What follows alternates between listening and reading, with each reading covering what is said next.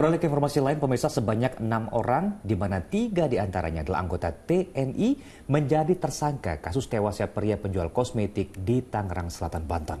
Penyidikan masih berlangsung untuk mengungkap motif para tersangka.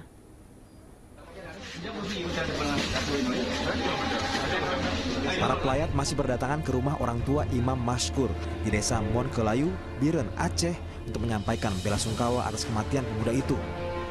Imam diduga menemui ajal akibat penganiayaan saat diculik dan dimintai uang tebusan oleh para pelakunya. Perlahan pula, kasus ini menemui titik terang.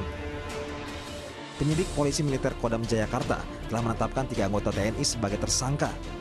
Seluruhnya berpangkat prajurit kepala atau praka, masing-masing dari Kesatuan Pas Pampres, kemudian dari Direktorat Topografi TNI Angkatan Darat, dan tersangka lain dari Kodam Iskandar Muda.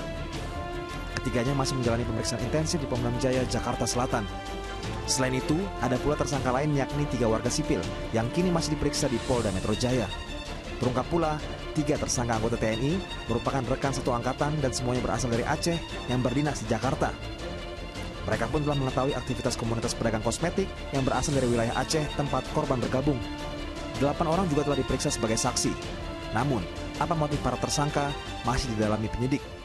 Proses penyidikan masih berlangsung, kita masih terus mengumpulkan keterangan dari saksi-saksi dan alat bukti yang memang masih perlu dilengkapi juga untuk mengungkap secara tuntas. Yang saya sampaikan tadi, apakah ada latar belakang yang lain, apakah terkait dengan obat-obatan atau hanya sekedar penculikan di latar belakang oleh ekonomi dan sebagainya, masih terus diungkap oleh penyidik. Sementara itu, Lembaga Perlindungan Saksi dan Korban (LPSK) akan jemput bola untuk memastikan keamanan keluarga korban di Aceh dan kemungkinan adanya korban lain. Dari Biro Penelaahan Permohonan untuk melakukan upaya proaktif ke keluarga korban.